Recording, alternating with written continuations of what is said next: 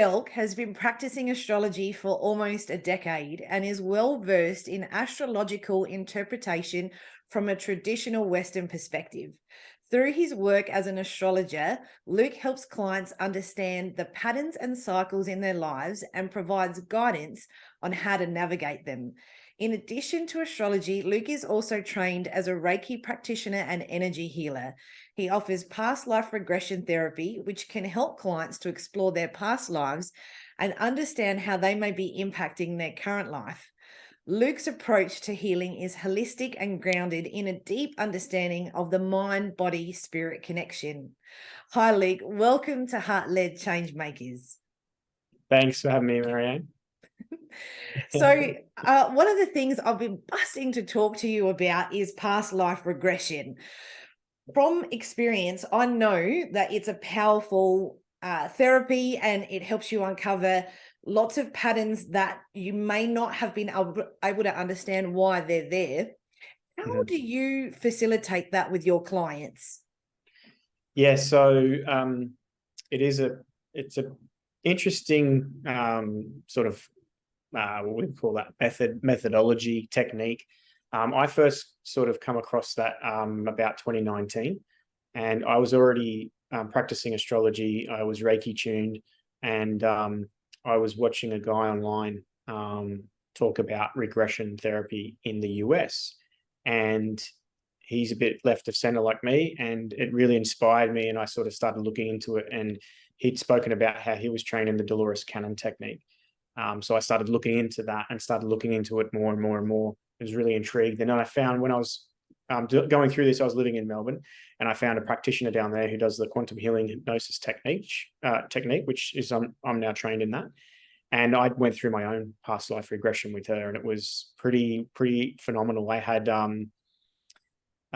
two past life experiences during that regression, and the first one I was what I describe as like an Aboriginal person, like, hundreds if not thousands of years ago, and that was a really interesting experience. I entered into that regression in a cave, and then I explored outside the cave and to my tribe, and that was to teach me that past life experience. Why I was shown it in that particular moment was to teach me that I have in the past obeyed authority, because in this particular case, the tribe I was part of had an elder and a couple of elders, which were basically like, you didn't cross them, you didn't go against them, and even if you thought differently, you had to obey their command. So I have a bit of a problem with authority. I'm a bit of an anti-authority person.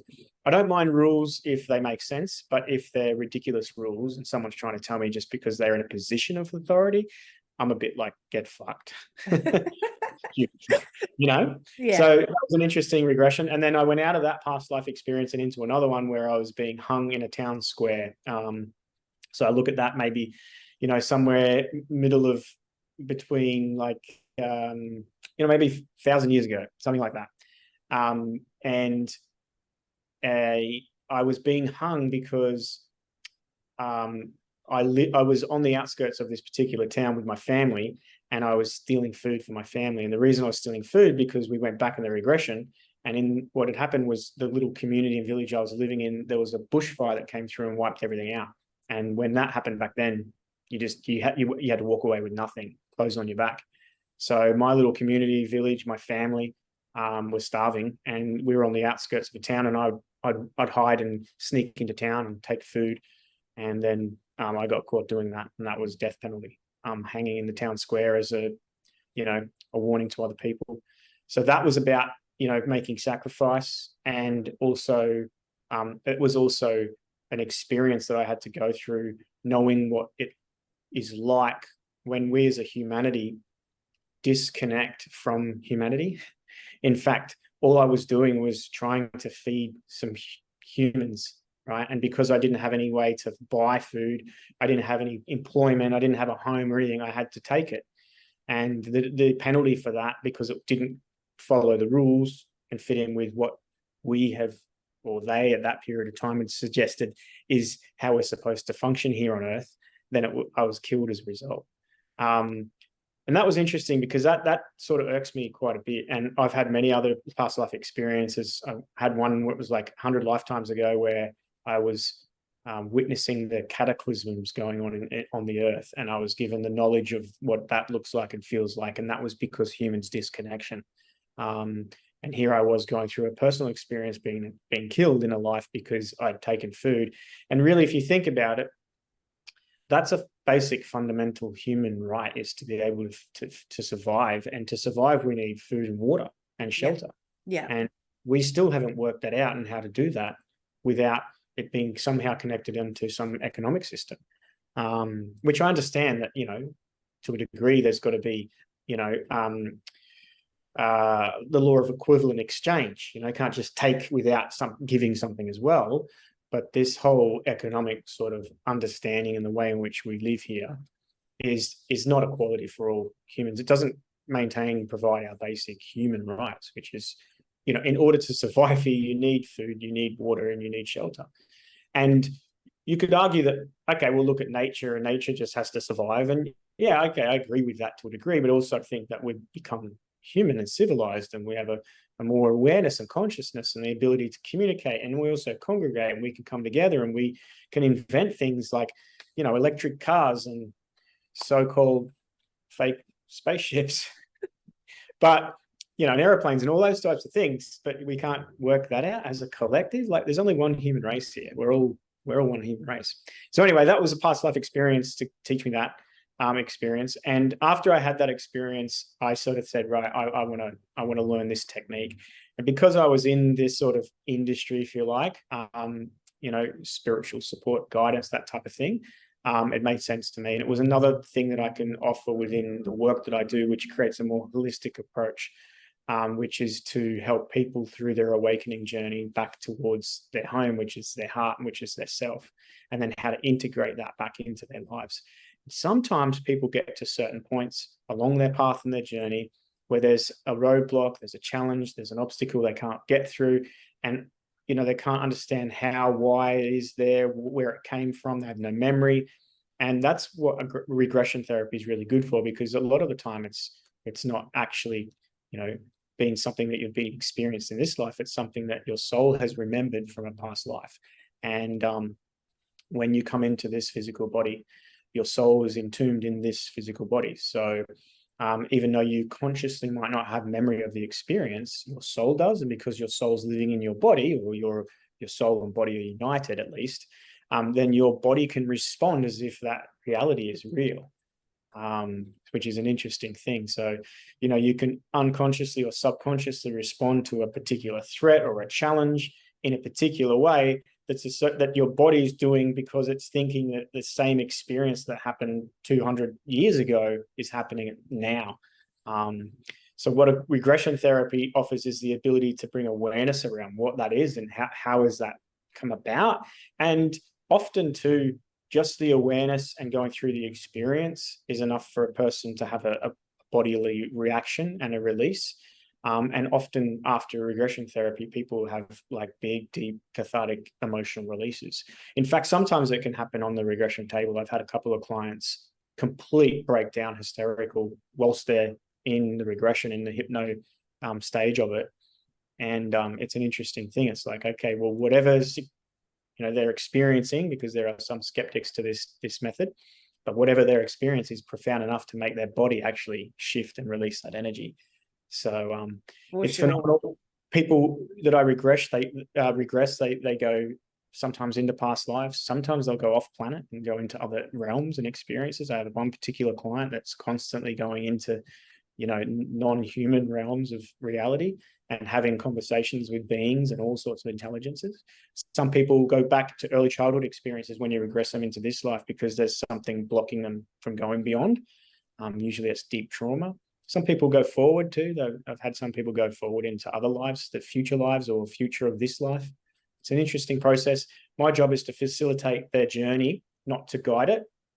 They're doing it. That's their higher self, subconscious is guiding them to what they need to experience. And my job is like the detective that goes along with them to find out the information and to steer them. If we're in a particular experience that they're experiencing, I want to ask the right questions, and I want them to focus on the right things to get the information that we want. And then with Dolores's technique, you take them down into their subconscious and communicate with their direct intelligence or higher intelligence, known as the they or the higher self. And that's towards the end of the regression, and you take someone through that process, and that's a strange process. Like someone, when a person's on the bed being regressed and I'm talking to them and they're in that state and they're feeding back me information, they're usually sounding like they normally do. And quite often when you regress them into the subconscious intelligence, something happens, and it's almost like their personality leaves, and all of a sudden it's just now a particular energy. And it's quite funny, and it talks to itself in the third person and ridicules and judges itself in a way. Like, yeah, I've told her, we've told her that many times. You know, she knows the answer. She's just not listening. But it's her talking about herself. I'm pretty sure my subconscious would say that actively, for sure. Yeah, we know she knows. You know, so many. So I mean, my brain hurts because I've got so many questions from what you've said. So let's. I can tend to know too much, so pull me back if you want to. No, not at all, not at all. But this is why I wanted to talk to you, because there are just so many components of this. So I guess the first part at the beginning, you were talking about your own experience, looking at the way that the world is now. I mean, are you finding that it's like a remembering of something that you've seen before, with the way our government and different, we've got lots of people with lots of different agendas trying to push things here and there and everywhere. Are you finding that feels challenging for you because of your experience and what you've seen? Life's been challenging for me since 2014, 15, since my beginning of my awakening. It's getting easier to let go. That's probably the biggest thing. It's getting easier to let go, but it's still a grind. It's still a challenge, because I see now, and I also have been able to have that experience of past life stuff and have like the memory of what happens when you disconnect. And that's what's happened. That's where we've disconnected. We've disconnected again. And we've moved out of the heart and into the head and into the mind and into the ego. And, we're externalizing all of the things that we should be able to find within ourselves. And we're trying to find that validation or acceptance, approval, recognition, the praise, the reward, whatever it is from outside of ourselves. And because of the amount of people that are here that are disconnected, that externalization is drawing resources from the earth at a rate in which she cannot replace them. And I think climate change is bullshit, but I think that the harm that we're doing here and the way that we're being disconnected, and not only from earth but from one another, I think that's the focus. It's not necessarily a government agenda of climate change and all the bullshit that they want to propagandize, but certainly we have, we're not utilizing the natural resources in a sustainable way, and at this level of awareness collectively, I don't think the earth can sustain more people. I think the earth could sustain heaps more people, but not in this level of awareness. I think collectively we need to come back into the heart, raise our consciousness and our frequency if we are to sustain life here and survive. Because my memory too, I had one lifetime 100 years ago. It was 100 lifetimes ago, where the cataclysms were happening. And the reason I was shown that memory was because I chose at that time, and the earth chose me to be one of the wisdom keepers of what happens when you disconnect.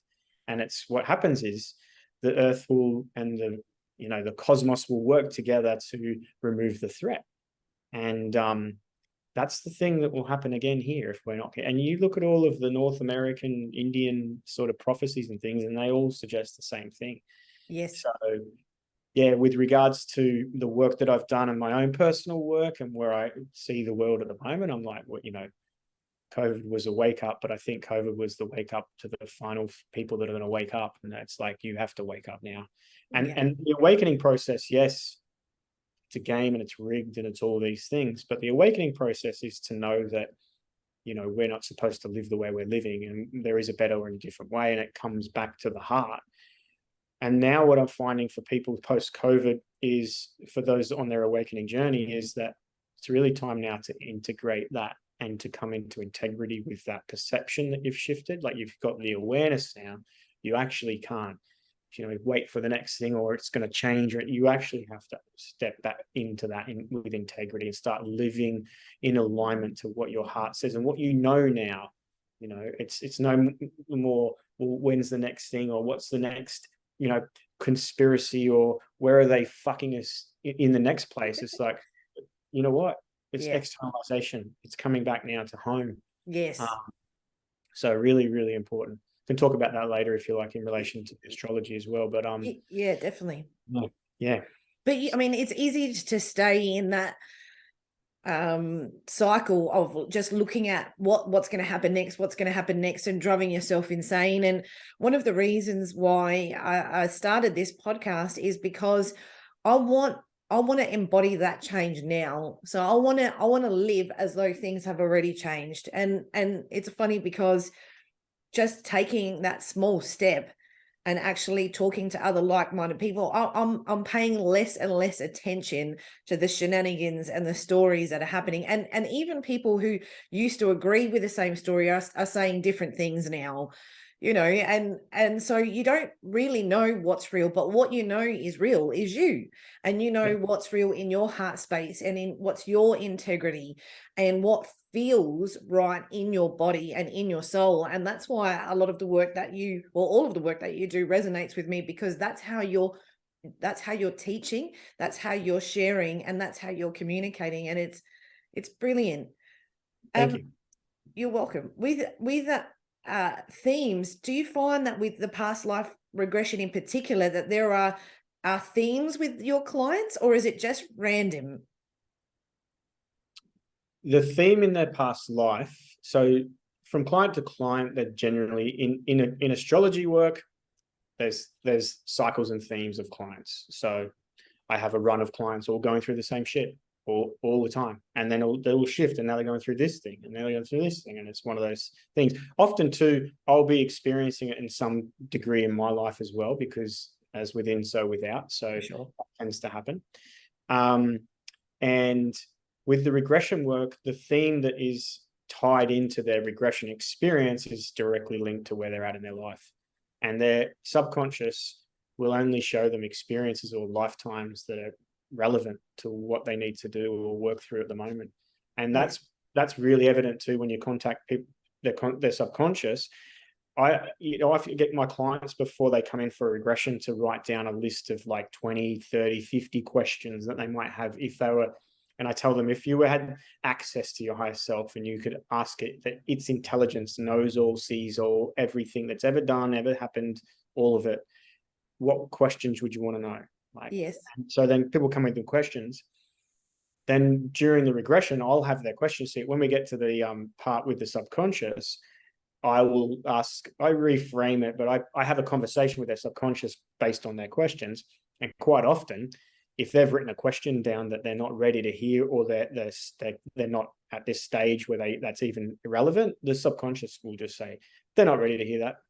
They don't need to know that, or they will find out in time.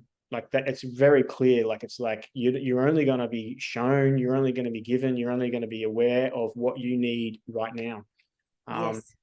Another example of that from a different perspective is I went to India in 2019, and I had a Vedic astrology reading, which is, they use different zodiac. There's a different approach. It's not to say one's better than the other. They're different perspectives on consciousness and spiritual journeys and stuff. And in their culture, it's not uncommon for them to, during a reading, they'll do your palm, they'll do your chart, and then they'll tell you all about it.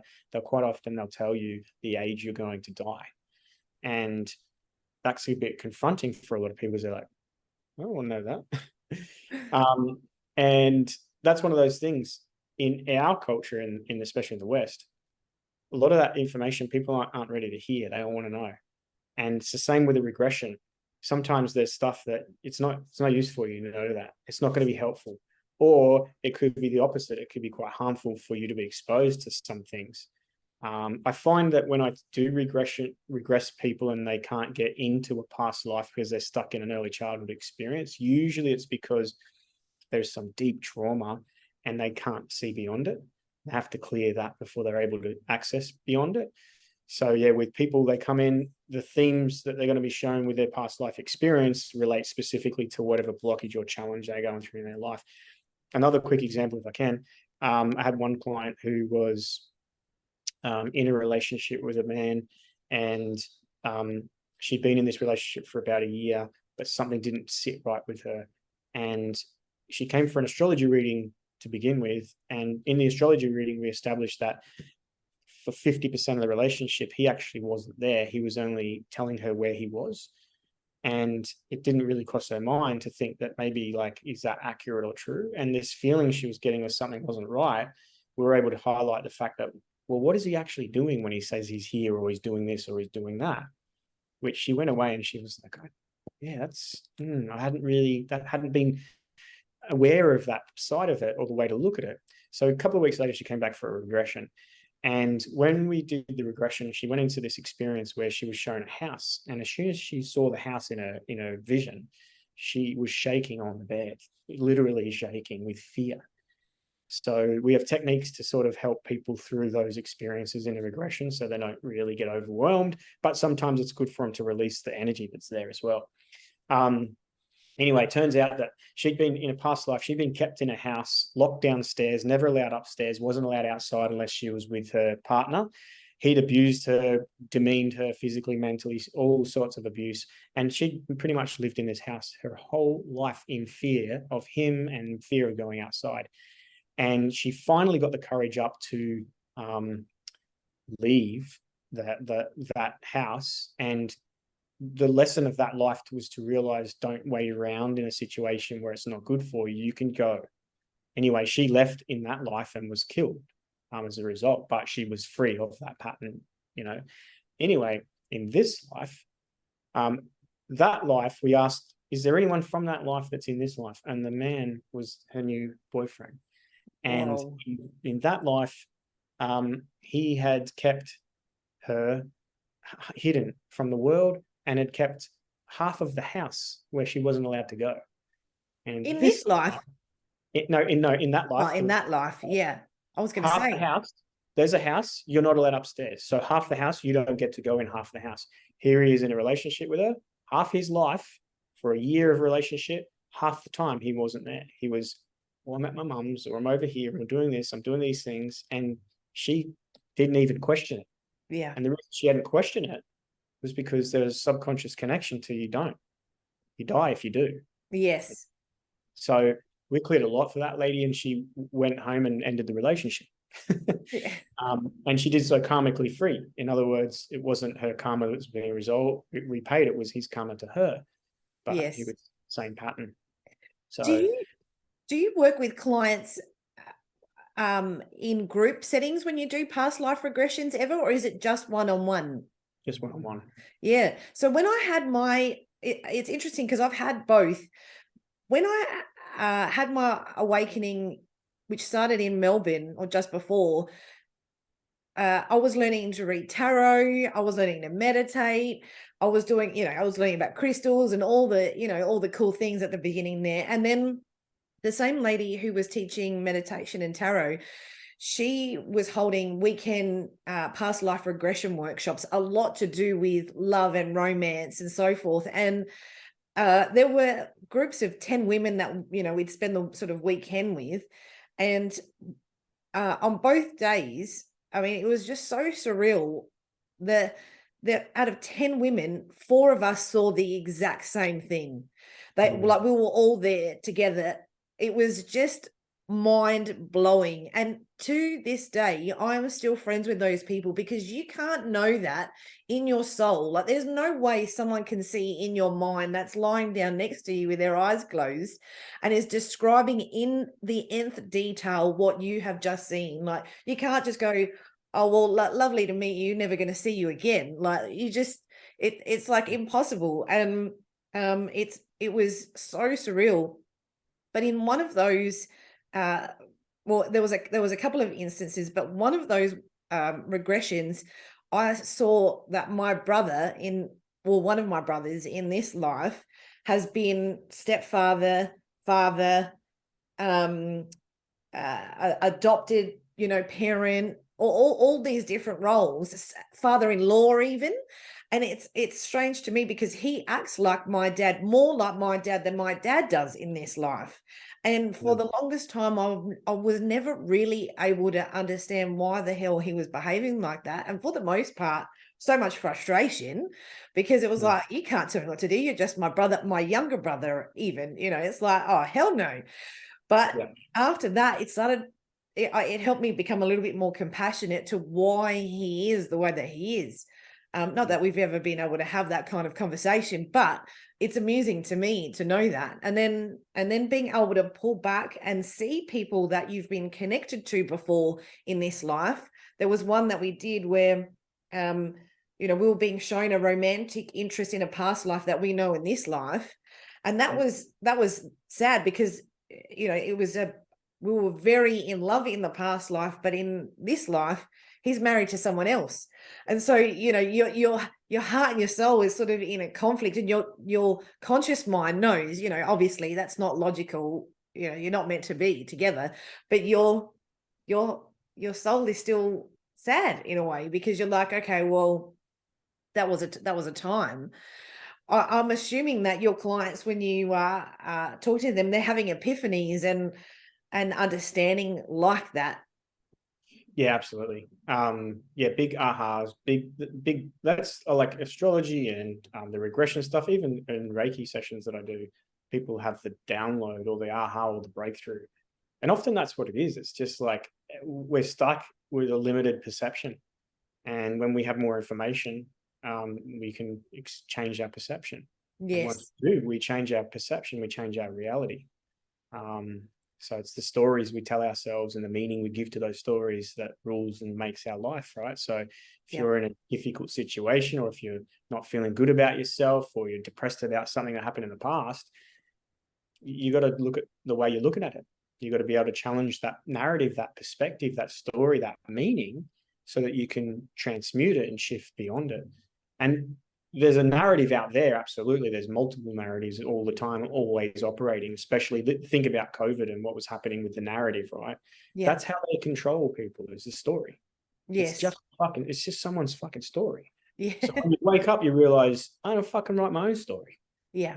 I was a pest controller for 20 years. I'm an astrologer, and I'm an energy healer, and I'm a regressionist, and I don't fucking work the 9-to-5 bullshit. And yeah, I talk shit on the internet, but fuck, I don't give a shit. That's my story. I can write it however I want. Yes. So the things that I do with the work that I do is to help people with their story.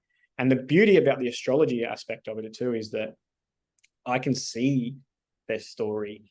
And if they're living in their life in alignment to it in a positive functional way, or if in a negative dysfunctional way.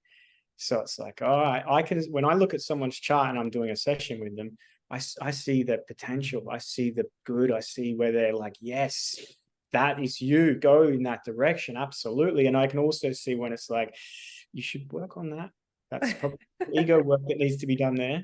Yes. And give them other ways to think about things too, because sometimes people hang on to things, and they can't let go. So yeah, I love what I do, but it's about helping people with their perception and opening it up. For sure. Do you feel like as an astrologer, you've got an energetic advantage because you know what's coming and what's happening? Not really, because I don't know what's coming and what's happening, but I can make sense of what is happening. Yes. That makes sense. Yeah. This astrology is it's a difficult tool to use for prediction. In fact, you can't use it on its own for prediction. In a lot of spiritual lineages, they have the golden key and the silver key, which is this astrology and the tarot. And the tarot key, the silver key, is designed to unlock your intuition and your ability to be more, prophetic and psychic and those types of things. And astrology is like, okay, well, this is the information, and then we use the intuition to combine those two to understand and to test things, and if it's real or if it isn't, and stuff like that. So just astrology on its own, looking and saying what's going to happen. But you can go, okay, well, this is the weather, and these are the types of experiences that happen during that weather. Yes. And that was a lot like COVID. It's like, oh, Saturn, Pluto. They only come together every 40 years. Saturn and Pluto. So you've got the god of the underworld, and then you've got the god of death coming together. And they do so every 40 years. So you go back 40 years, what was happening? Well, they were making a conjunction like they did in 2020, and that was happening in Scorpio, the sign of sex. And we had AIDS, right? That was the 80s. Remember early 80s? It was, yes. The Grim Reaper was literally on our TV screen. If you're younger than, didn't grow up in the 80s, we had television commercials in between movies with the Grim Reaper telling you're going to die from AIDS, right? And that was Saturn-Pluto conjunction in Scorpio, sign of sex, right? So you weren't allowed to have unprotected sex or homosexual sex or all those types of things. And it was all that whole, agenda to try and control through fear, the Grim Reaper, hello, you're going to die. And that happened. So leading into, end of 2019, I'm like, Saturn and Pluto coming together in Capricorn. Fuck, this is going to be huge, epic. I still have clients that I was reading for at 2019 that left Melbourne at the end of 2019, start of 2020, and moved to Queensland. And they were like, fuck, how do you know? And because I didn't know it was going to be a pandemic, I said, some big shit's coming. Yeah. And it's going to mean that we're going to have to take radical responsibility, like really, death, do or die sort of circumstances. And then if we look at that cycle, they're their conjunctions, they're the new moon phases of those planetary alignments. So if we look to the full moon phase of Saturn and Pluto, when they come together opposite each other in the sky, that was 9/11, literally 9/11. Yeah. And Saturn was in what sign? Saturn was in the sign of the twins, Twin Towers, right? So astrology is a fantastic tool for like understanding shit, like there's cycles and then there's themes to these cycles. And you could say the same about what's going out in the outer world, but also when it comes down to knowing about thyself, to know thyself. And that's the whole game here, is like, who the fuck am I? Who am I? Where am I? What am I? When am I? Like, what is all of this? And as you awaken spiritually, you start to answer those questions on a deeper level and start to try and find that. And astrology doesn't give you the answers, but it's a map to help you find them. Absolutely. That's why I like what I do, and that's why it resonates with me. It speaks a language to me. I get it, understand. And my job as an astrologer is to interpret the language of the stars in a way for someone to go, oh, okay, I get that. That makes sense. Which is what it does for me as a, as someone in the, in your audience, because I've tried many times to learn astrology, to understand it. I mean, I understand my own chart to a degree, not anywhere the way that I'd like to, because I just can't do it. So it's easier when someone is communicating it out in a way that you can digest it. And because the way that you position the conversation and how you direct the conversation in those bursts, it's so much easier to adapt it in. It's like, no, have this little morsel, follow the path. Here's another little morsel, follow the path. And you usually post a few times during the day, so you can feel a little bit of a momentum, and we just, oh, okay, that's the next step now. Okay, that's another thing to be mindful of. And yeah. I love that. Do you think this year is harder than any of the others? I think the thing about this year is that the funny thing about when there's crisis going on is that, there's something happening, there's something happening. I think the thing about this year is there's feels like there's something should be happening, but nothing's really happening. Things are staying the same. It's stuck and stagnant. Nothing's really changing in the world in regards to what's been going on and the agenda and how it was happened and all of those things. So it's a stagnation type energy. So that can feel hard as well. And it also is about integrating those couple of years as well. So we're integrating the shifts that have happened in that time and the different awareness or perspective we have. People have lost jobs, they've had family breakdowns, relationship breakdowns. So across the board, it's almost like people are like fatigued from that whole process. And there's a lot of integration work now that needs to be done. That's not, you're not going to see, evidence of that. It's more inner stuff that's happening. So it can feel like a bit of a drag, and things are like not going anywhere, and it's stuck and stagnant and slow. But this is the transmutation process. And I feel like a lot of the inner work that you do now and into next year is going to really put you in good position for 25 and 26. It's 25 and 26, there's big alignments again, and big planets shifting out of their signs. So when a planet is in a sign, especially the outer planets, which we focus on the most for big types of world events and changes, they're in there from anywhere from 2.5 years to 7 years up to like 20 years. So once they are in, things tend to stabilize a little bit unless they're making a big aspect. Well, in 2025, we're going to have Saturn again making a conjunction with Neptune this time, but doing it at the 0 degrees of Aquarius, right at the beginning of the zodiac. So that's going to be something to interestingly unfold over that time and sort of understand, look back at the cycles and what it means and what we could expect. But I feel like we could expect something that we've not experienced ever before. It's a very significant alignment. And it's happening at the same time that Pluto is moving out of Capricorn and into Aquarius the first time in 248 years. And it's also coinciding with, at the end of that year, in 2025 into 2026, Uranus is going to move out of Taurus and into Gemini. And as it does, it's going to align with Pluto. So all of the outer planets from Saturn, Neptune, Uranus, and Pluto, the outer planets are known as transformational or generational planets. So when things happen in their alignments and their cycles, they tend to be profound. We experience that as big events, such as the Saturn and Pluto conjunction, 2020, the opposition, 9/11. So you can look at these big outer planets for like big things, profound things, shifts and changes.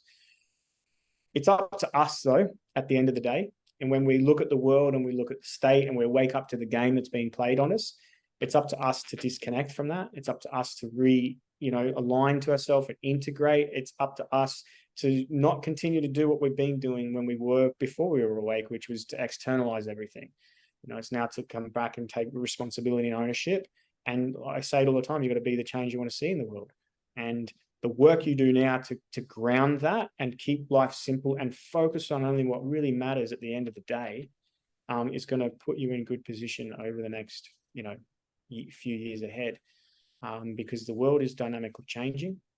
We can talk about that if you want with regards to the ending of an age and, the beginning of a new one, and when and if and how and all of those types of things that are very interesting. But it definitely feels like we're ending a phase and a way of life and a way of living, and it's coming down whether we like it or not. Yes, we're clung to that ideal of the way things were. The process of transformation can be quite catastrophic for us. So it's about I feel like there's a theme. So you've got people that are understanding what's going on. They've done enough, but there's a point where it almost feels like a little bit of a crossroads before you start doing, taking that responsibility. There's a part of you that wants someone to be the hero. And I was reading about that yesterday. Someone posted that and I was like, my God, that's so true. Because you want someone just to, to come in, I mean, as kids, we grew up on all the fairy tales. You want someone to come in on that horse and resolve all the things. But no one is going to be able to do that on a global scale. Like no one person, all of us are part of that, of that change. And so you must, take that self-responsibility to do that. Otherwise, it is never going to change. And we certainly can't continue on like this. Would you agree? Absolutely. I think on the hero thing, if you make a commitment to be your own hero and save yourself, and you watch the effect that has on your reality and those within it. They're going to look up to you as that person in their life. Yes. If a lot of us continue to do that, we will start seeing that hero archetype in reality. We'll naturally see it, because as within, so without. Yes. But if we're sitting around waiting for it, we're not creating it. It's not happening. It's not going to happen. Yes. And it's not to say that we need a hero. We've got to stop relying on outside influences. And this shift of Pluto into Aquarius, which it could be deemed the age within the age, or it could be part of the transition of out of the age of Pisces into the age of Aquarius. There's a lot of debate in the astrological communities as to what's really happening and when that's going to happen, and if it's already happened or about to happen or next going to, happen. And I like talking about it because it's interesting in relation to the symbolism that we see to sort of get a bit of an idea of what's happening. But let's just call that Pluto moving into Aquarius is an age within an age.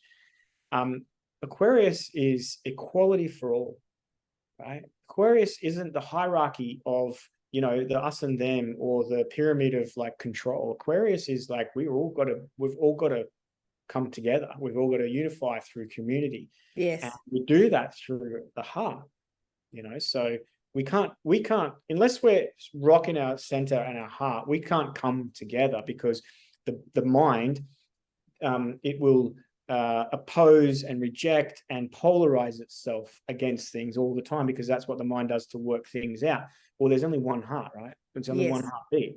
So when we come into that, we can accept all of the uniqueness, the diversity, and the differences, because we're not in trying to work it out and understand it or judge it or anything. We're just in the heart. And you'll notice that if you've been around people that are in their heart too, they just feel very inclusive and open and compassionate and giving. And as a collective, we have to get there, and that's what nature does, right? Yes. We disconnected from nature, and this is what it looks like. We've nuclearized the living lifestyles down into little tiny families in homes and little tiny bunkers that we live in and isolate ourselves. The whole family model is going out the window, and we're even though we're in communities, we're not connected. So we must connect first to our own heart. We must accept ourselves and totally just make peace with the self and love the self, not the, oh, I love myself, and I nice in the ego. No, but love is in just like, you know what, I'm fucking worthy and I'm enough, and I don't need to prove it. Yes. I need to prove it. I just feel it. I can be it. Yes. If we spend the next 18 months doing that work, then I have hope that we're going to have some, some beautiful transitions of humanity on a worldwide scale. But if we don't learn lessons of what COVID, like look at COVID, right? Imagine if the response to COVID, if it were a real thing or not, is fucking bullshit. But imagine if the response, had it been a real thing, because it was an agenda, if the response was from the heart. I say to people, if the response to COVID was from the heart, they would have cancelled the mortgages, given you 6 months off your rent, told you don't have to go to work for this period of time. We're going to have parties in the street. We're going to celebrate. We're going to have movies on the beach. We're going to have free travel. If you haven't seen your long lost relative, you're going to be able to go wherever you want. That frequency, that would have obliterated COVID, because COVID was a virus of fear. Yes. Those that really succumbed to the fear of it were prone to the whole thing, Yes. So it's like, fuck, we got to, like I say all the time online, Earth's an anagram for heart. The word earth and the word heart are the same fucking letters. Yes. Our job is to unjumble those letters and find our way back to them. And we do that by connecting here first. And you can't be one of those martyrs that's out there saving the world and trying to be a hero if you're not fucking loving yourself. Yes. Like the whole plane's going to go down, and you got to put whose oxygen mask on first. You got to put your own on. Yep. Then you're ready to help others. But if you don't, you die too. So it's like, I feel like that where we're at as a collective and a humanity is like, get in your fucking heart or you're dead. But that's whether that's dead literally or dead because they're just going to turn you off. Yeah. I don't know, but we're at that point, and nature is like, come on, people, come on. Big time. So and I think people truly do want to feel that way. I mean, when I talk to people awake and not awake, that I find that everyone underneath it all truly wants to feel like that. And when you were talking about Aquarius before, I'm Aqua rising, so for me everything is about justice. Everything has to be fair. From when I was a kid, if things weren't fair, imagine having a sibling who was like Bart Simpson. If things weren't fair, it was like, nah, just not on my watch. And integrity is my number one value. So all of that resonates. But I think underneath it, people just want to find that peace. They want to find that surrender, and they just are scared to give themselves permission to have it. Because if everyone truly just surrendered and went, no, I'm choosing this peace and I'm choosing a different life for my family, for my kids. Let the world burn down all around me. I don't care. If everyone was brave like that, then we would change quickly for the better, definitely. 100%. The challenge with that is that in order to get to that point where you can make those decisions based on those values, you have to make and have that perspective from here. You have to live from here. Yes. But when you're up here, it's and then what if, and I don't think I can, and maybe I'm this, and I'm not afraid. When you're in here, all that disappears. So the key is to try to come down into here, and how do we do that? How do we help people get into their heart? Yes. I think the best way you can do it is get into your own. I think that's the thing, right? And that means that, and COVID is a good example, means that during COVID in your family, there are people living out of their heart and they're in fear and they're trying to say, you've got to do certain things and this is what is real and it's all these things and different. If you come out of your head, then you're going to go into defense mode or attack mode, or or ostracization, or just disconnect completely. If you're in your heart, you can say, I understand, you're afraid, I get it, and you can be more compassionate and empathetic. And I think that's the key, is that you have to lead in your life in the heart, because that's what's going to allow people to see, and they're going to see, and it's be the light for others to see. That's what it looks like. That's what it feels like. So it's, again, another one of those things. I think, yes, everyone does want to. If you got an individually and ask them one-on-one, absolutely people will want to, but they don't know how. Yes. And they're quickly taken back into the mind and taken back into all the different trappings of this system that keeps them disconnected from their heart. And, it's just easier now to get this little bit of fulfillment that I've got from my job or from whatever of my life I've built for myself, and I'll just stay there and that's how I'll be, But if you show them a way by being that, by shining, then all of a sudden they're going to be looking and going, how come you're not afraid? How come you're not stressed out because of working? How come you're not? What are you smoking? Some of that. And that's really what happens. So how are you doing that? Yeah. How are you doing that? Yeah. I agree. And especially when you've got kids.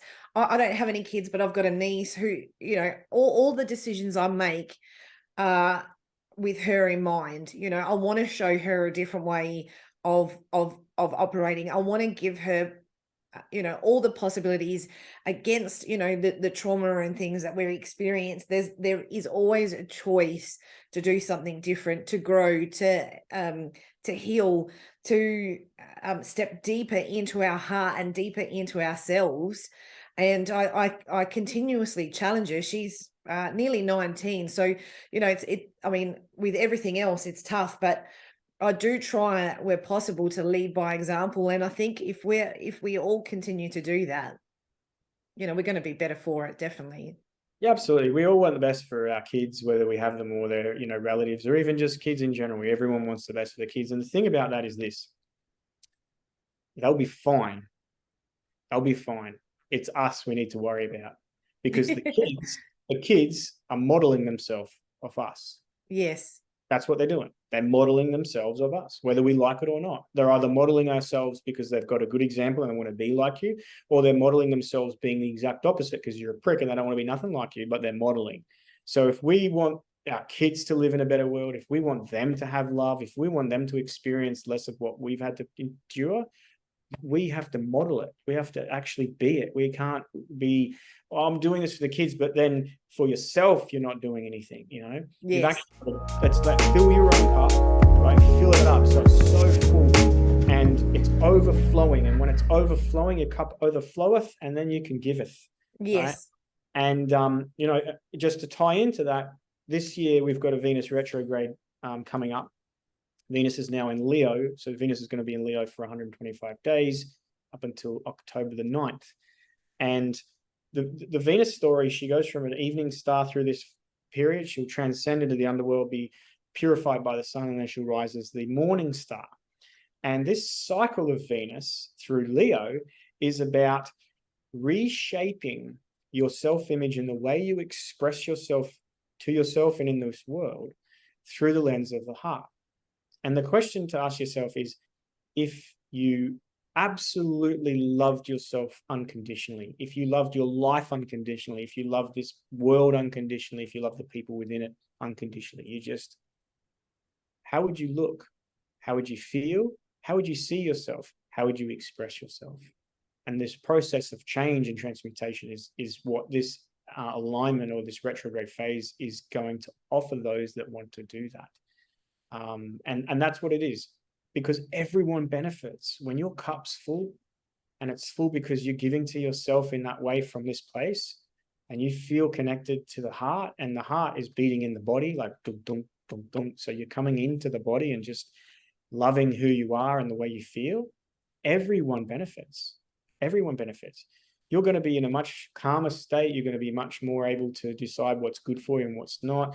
You're going to align more to your values, and you're going to be able to confront those things that you're doing that you know you shouldn't be doing, those dysfunctional habits and behaviors that need to be transformed or refined. When you're out of the heart, the head will go, oh, that's just this, you can keep it. It has no meaning. It doesn't mean anything. You know? When you're in your heart, you go, yeah, I can do better. Yeah, I don't need that. Yeah, I don't need that. You know, and you can say no, and you can choose better.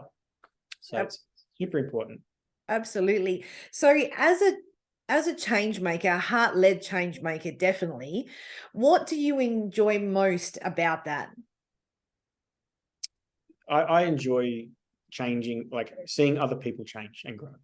That's when I do something and I see someone have, you know, breakthrough or have a big healing, or they go on to, because of something that's come up in a session, they go on to make some changes and integrate those changes. That's what really, you know, motivates me. And I had a client recently, I saw her while I was in Melbourne, and she messaged me out of the blue a couple of days ago and just said, like, everything's changed in that 1 week since your session. So much has changed. So like, I'm frightened as shit. She's a Taurus, so you know they don't like to move out of their comfort zone too much. No. But she said, I'm frightened as shit, but I'm feeling good. I'm feeling optimistic, and I know it's for the better. And that, to me, that's better than being paid for the work that I do. That's like, yeah, because why? Because she's going to impact all those people in her life. Her sphere of influence is going to benefit from the changes that she's making. And that's it. Like, that's Aquarius. Yeah. You know, it's literally it. It's like, be that change for your community and your group, lead that way. And when I see that, I'm like, I'm not only impacting her in a positive way, I'm impacting those people that she comes in contact with. Yes. So yeah, that's what I like about it, is that has that effect on others. And I don't look at, like, I have magic powers or anything. I just see different, you know, and I'm able to bring that perspective and that awareness. And with some of the work that I do, even if I can't see, I help them see. Yes. You know? And when they see, they go, oh, okay, all right, yeah. Sometimes we need to see things more than once, right? If it's a good movie, we watch it over and over. Sometimes we need to have a bad experience more than once to really see, to really know. And that's the way it is sometimes for people to change. But, yes, I've unfortunately had some of those experiences where I you know, needed that show, you know, a few times over, but you get there. But as long as you're committed to yourself, you do get there. And yeah, of course, change can be scary, but you owe it to yourself to look within, and you're going to find some absolute gold, not just within, but also with the people around you as well. I get to meet and talk to the most amazing human beings, and I am grateful for that all the time. And that's why this podcast is like the perfect fit for me, because it's just an extension of that. So yeah. So how can people connect with you, Luke? Where can they find you? Yeah, so I'm frequently on social media. Mostly I'm on Instagram, occasionally Facebook, often YouTube. So those three platforms are where you can find the content that I put up. If you want to engage in a professional scenario, whether it's through a reading or whether it's a healing or a regression, you can come to my website, which is my name, lukebalcke.com.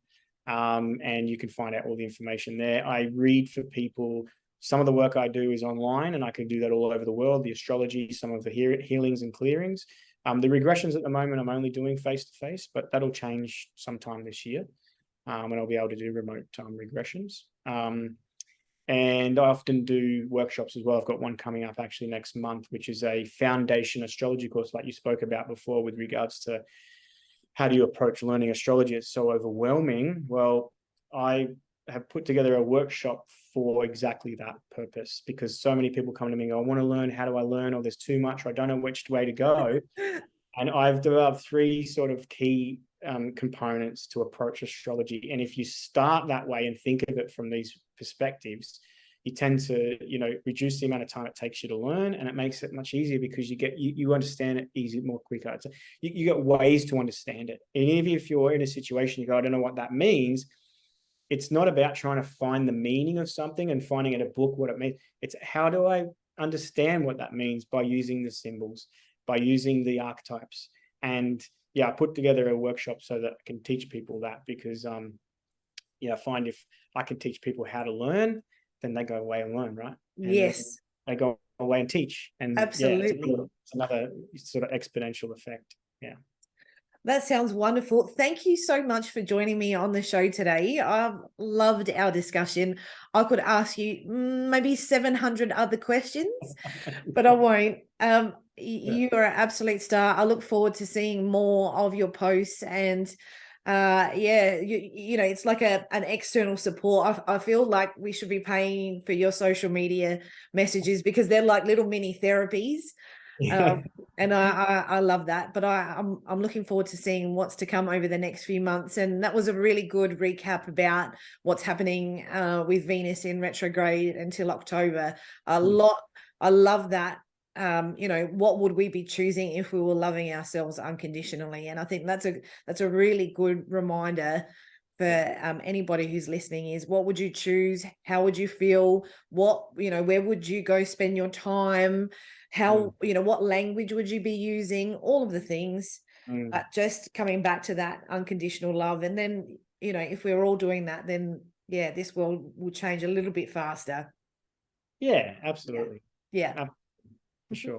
We are the change. We are the awakening. Like, I really feel like that's the thing with regards to the age of Aquarius, just to sort of end on that, is that it's known as the sign of awakening and also the sign of knowledge, right? To know. In the age of Pisces, we believe because we don't know, and we have to believe. Well, when we know, we can do better. And that is about all of us starting to wake up to that knowing, and then we will activate the age of Aquarius. I don't think it's going to be necessarily because of a particular alignment in the sky. I think that maybe just there's a window of opportunity for that type of transition to take place, and when and how and if and all of those, I feel like that we have a lot to play in that. And also we've forgotten how powerful we are to create change, not only in our own lives but in this world. And I feel like that's a big part of the whole secret that's been kept from us for a very long time, is don't let them know who they really are. Don't let them know how powerful they are, because imagine the world they'll create if they did, instead of the one we're in now, which, look around. Do you like what you see? Yeah, exactly. That is, there's so much in that, but exactly right. Coming back to yourself and actually just paying attention to what you're creating for your own reality. 100%. It matters. You matter. Yeah, for sure. Totally. Thank you so much, Luke. Pleasure.